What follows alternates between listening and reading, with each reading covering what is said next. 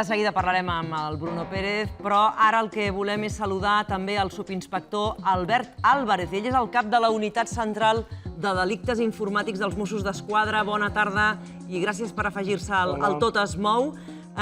Li volia preguntar si en temps de pandèmia, en temps de confinament, els Mossos han notat un increment de la ciberdelinqüència. Sí, bona tarda. Doncs, efectivament, el que nosaltres denominem la superfície d'exposició s'ha vist molt incrementada per tota la gent que s'ha vist obligada a treballar amb les tecnologies de la informació d'una manera menys controlada del que estava fent. És a dir, en el món acadèmic o en el món laboral, la gent treballava, però d'una forma bastant acotada, bastant controlada. Arran de tot el que és el confinament, la gent s'ha vist obligada a treballar, a fer les seves obligacions acadèmiques, laborals, d'oci, a través d'aquests mitjans telemàtics. El problema ha estat que aquesta superfície d'exposició, a l'incrementar-se, han tingut la seva conseqüència en el fet que hi ha molta més gent afectada per tot aquest tipus de cibercrim.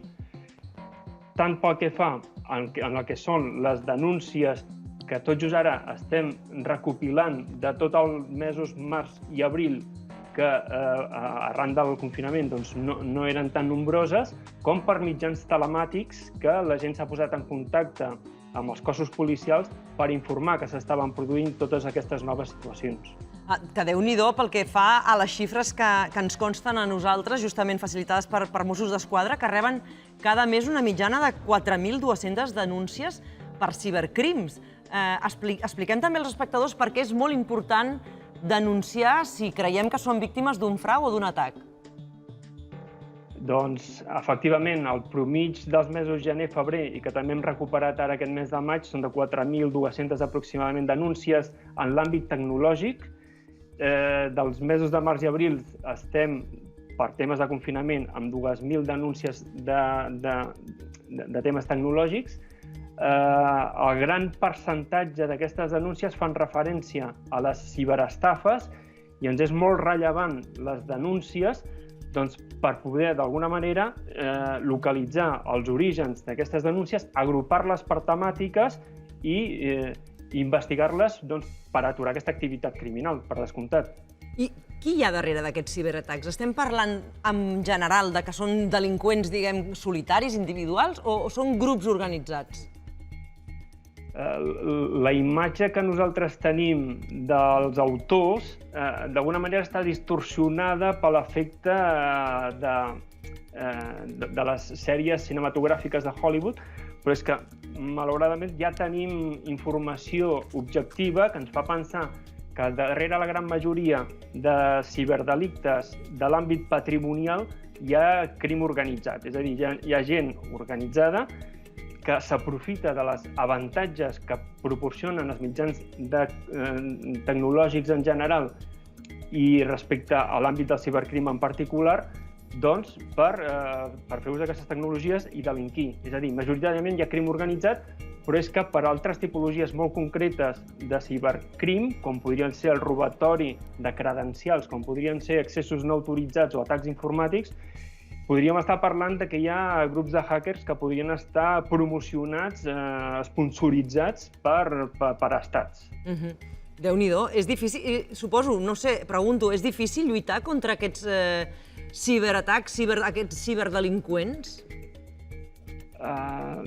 Realment, una de les avantatges per tots els que es dediquen al món del cibercrim és la transnacionalització, és a dir, el fet de la possibilitat de poder cometre els delictes lluny del seu lloc de residència.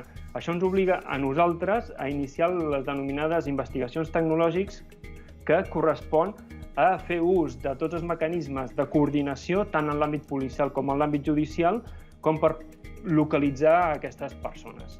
Per tant, això és un inconvenient afegit a les investigacions ja clàssiques. Més del 90% de les denúncies serien per estafes. Es parla, per exemple, del phishing o pesca de dades, que ens agradarà que ens expliqui vostè exactament com ens podem protegir, però un altre dels delictes, per exemple, seria la sextorsió o extorsió sexual per internet. Com funciona i qui són les víctimes? Sí, en el cas del phishing, concepte genèric que agrupa la intenció de guanyar-se la credibilitat de la víctima per fer el que ell vol que facis, que ja sigui o clicar un enllaç o descarregar-se un arxiu o qualsevol altra cosa. És una família molt àmplia que abarca temàtiques molt específiques, per exemple, la que vostè ha mencionat, el tema de la sextortion random, això ve per extorsió sexual de forma aleatòria, que fa referència hi ha hagut un augment bastant considerable durant tot l'espai de confinament, tot el temps aquest de confinament, en què molta gent ha rebut uns missatges, majoritàriament en anglès, on informaven que si no feien efectiu el pagament amb criptodivises, publicarien unes imatges compromeses de la persona com accedia a pàgines de contingut adult. Això és el que nosaltres denominem un phishing genèric i en aquest cas concret fent referència a aquests continguts que segurament formen part d'un relat fictici que no existeix, perquè anava acompanyat del que és les contrasenyes que l'usuari havia pogut fer servir però que eren antigues. Aquestes contrasenyes normalment procedien del que són les fuites de dades que periòdicament van existint en el món d'internet. Per exemple, ara en el 2020 portem 15 fuites de dades de grans empreses, com per exemple que la gent conegui Nintendo, EasyJet, Microsoft o Zoom, només per nomenar-ne 5 de les 15.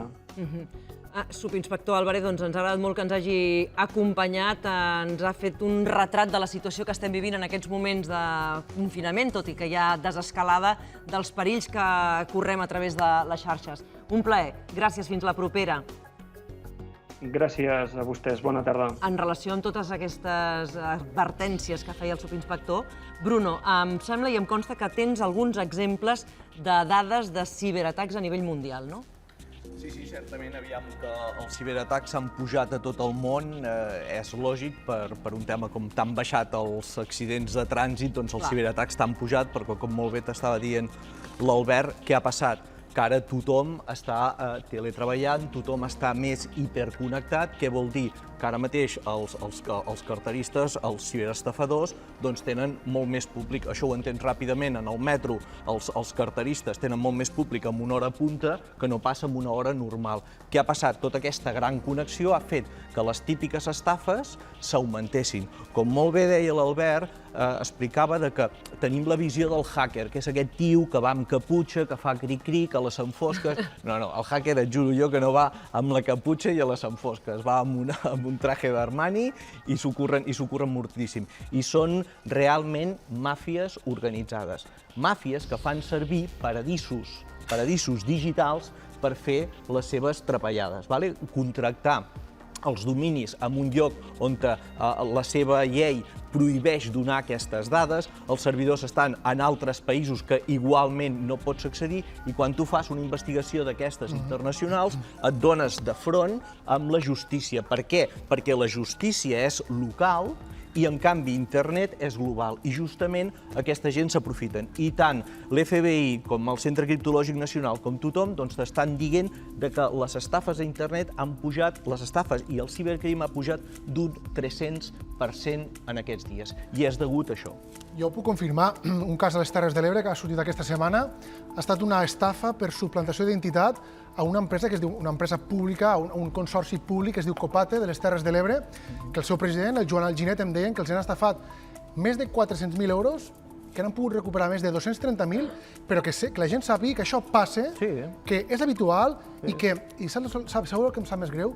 Que s'hagi utilitzat l'acció política per criticar la gestió d'aquesta entitat. És a dir, davant d'un greuge que és una estafa, que és a nivell mundial, que això està passant, que s'utilitzi l'ús polític per anar en contra de la gestió de l'entitat, crec que és caure molt baix. I, per tant, crec que cal posar en valor aquesta habitualitat, malauradament, i aquest increment a un tant per cent molt elevat d'aquestes estafes. Disculpa, exactament quan deies això, que s'ha utilitzat la gestió política, què volies dir? Què ha passat exactament? Que hi ha hagut un partit que ha criticat, és a dir, ha aprofitat aquesta estafa amb un ens territorial per criticar la mala gestió. Jo crec que això no toca. És a dir, jo crec que una cosa són els delictes que es fan els estafadors per suplantació d'identitat i l'altra és la crítica política aprofitant aquesta denúncia o aquesta estafa, no? Sí que et diré, em voldria dir que fa molt de temps que els especialistes en ciberseguretat us estem avisant de dir això és real. Mossos ja ho heu vist, ells reben 4.200 denúncies. Sapigueu que els delictes és que no es denuncien, que justament demanem, sisplau, que la gent, cada vegada que tinguin que passin alguna cosa, que ho denunciïn, perquè així realment veurem tot el que passa.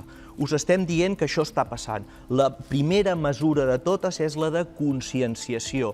L'error te'l comet sempre la persona humana. No s'està donant formació als càrrecs polítics, no s'està donant formació en els cens públics, no s'està fent. Fa això, des de l'any 2009 es tenia que haver passat una cosa que es deia l'ENS, Esquema Nacional de Seguridad. Aquí no l'ha passat ningú. Havien unes inversions europees perquè tots els municipis invertissin en ciberseguretat. Es van transformar en totxo. I aquesta és la realitat. Doncs ara estan rebent els que estan rebent. I durant aquest confinament han rebut molts d'ajuntaments que han sigut, que la informació els ha sigut segrestada, alguns s'han pogut recuperar i altres, ho sento moltíssim, han tingut que pagar. I s'estan pagant les conseqüències d'enviar la gent a casa a treballar quan no tens preparat els mitjans. Ha sigut justament el que ha passat. Tothom a teletreballar i aquí no hi ha aquesta prevenció, no hi ha aquest coneixement, el de sempre, treballem en tecnologia sense tenir coneixements. L'altre dia em parlaven d'un cas d'una conversa de WhatsApp que s'havia utilitzat en un judici sobre divorci. És a dir, vosaltres sou especialistes en saber si aquella conversa de WhatsApp és real o no és real. És a dir, com es pot saber això? Clar, aquesta és la feina d'un pèrit judicial informàtic. Justament el que fem és aportem les evidències en un judici en les quals es pugui demostrar la màxima credibilitat. Per què? Perquè totes aquestes evidències són manipulables. De la mateixa manera que fem informes pericials per dir que és veritat, doncs també fem contrapericials perquè ens trobem moltes converses falses que estan manipulades totalment. Es presenta denúncia, la persona rep el paquet i d'aquí als anys que toqui, doncs a partir d'aquí... D'acord. Ara imaginem que es detecta que aquella persona ha presentat aquella conversa falsa, és a dir, està cometent un delicte també en el moment en què està intentant acusar aquella persona o intentar, no sé, penso en custòdia de fills o en tenir algun avantatge o el que sigui, utilitzant una prova falsa. Sí, ara riuràs. El cas demà estic en un cas, en una investigació, que és una separació, és un divorci, resulta que el fenomen de l'home li accedeix a la compte de correu de la dona li envia unes propostes, ell les esborra, li entra al correu de la dona i ell, a nom d'ella, s'envia noves propostes. Què passa? Que ara el cas de divorci es transformarà en un cas penal perquè això és un delicte d'intercepció de comunicacions, revelació de secret. Cuidadito, és un penal de 4 i 4 a 8 anys a casa meva. I al tanto que amb els casos de divorci, és que us en faríeu creus, els casos de divorci, un percentatge brutalment molt alt, les parelles s'espien els uns als altres fins al punt que ja no espien a la parella, sinó que espien a l'advocat. Una pregunta, llavors tu vas allà i certifiques que allò és un correu manipulat o senzillament el jutge et demana aquesta investigació? Tu vas allà com a testimoni? Depèn. Un pèrit pot anar... Déu-n'hi-do quin paperot, Un pèrit pots anar d'ofici o pots anar de part. O te crida el jutge que diu, escolta, tenim un problema, que per això justament estem els pèrits, quan en un judici s'ha de parlar d'un tema científic o tècnic, doncs es pot demanar a un pèrit, a una persona que està especialitzada en aquest tema, que vingui aquí i que t'expliqui una mica les coses, no? O si no, doncs, guaita, vas de part. Vas allà, tu fas els teus informes i et toca explicar-li per ajudar a aquesta persona a poder fer-ho. No només fem dades tècniques, perquè, per exemple, ens agrada molt caçar en la gent que són els anònims, que és de les coses que ha passat molt aquests dies amb el Covid, que la gent s'estan enviant anònims, s'estan insultant, s'estan degradant, i nosaltres cacem en aquestes persones. No només els casem a través de les IPs que agafem, sinó que justament tinc uns companys que es dediquen a fer pericials lingüístiques, de manera que analitzant com parla aquesta persona... Saps si és ella o no? No, et donen el perfil. És que ara mateix, guaita, justament vinc, són uns nanos d'aquí de Barcelona, és la Selva, que m'ha donat un informe i m'està dient que és un tio de Zamora, mecànic, de 35 a 38 anys, i un dels perfils que jo tinc justament és un tio de Zamora, però té 37 anys. O sigui, imagina't a tu totes les dades que aneu... És que l'ha clavat. I ara podrem anar a judici amb dues dades, amb les dades tècniques que estan marcant la IP, que m'estan apuntant en aquesta persona, i a més, amb una pericial lingüística... És apassionant perquè és una feina molt similar. És versió científico-cibernètica. Cibernètica, sí. La versió dels perfiladors. Dels que fan el perfil quan parles de com és aquella persona, sí, sí. Que moltes vegades no són policies amb placa i pistola, però que acompanyen el policia en la reconstrucció dels fets. Home, una vegada vam fer un exercici, justament, hi havia l'Empar Moliner, de parlar d'un col·laborador del programa amb un mosso d'esquadra que era especialista en fer perfils, i ell el va començar a dibuixar. I és increïble com, al cap de mitja hora, que li vam anar explicant com era aquell col·laborador, va fer un retrat que era clavat a com era ell. O sigui, doncs això va adaptat a les noves tecnologies. Doncs imagineu-vos quan tenim accés a un telèfon del dolent, quan tenim accés a l'ordinador del dolent, el perfil que trobes allà. En fi, Bruno, seguirem la setmana que ve.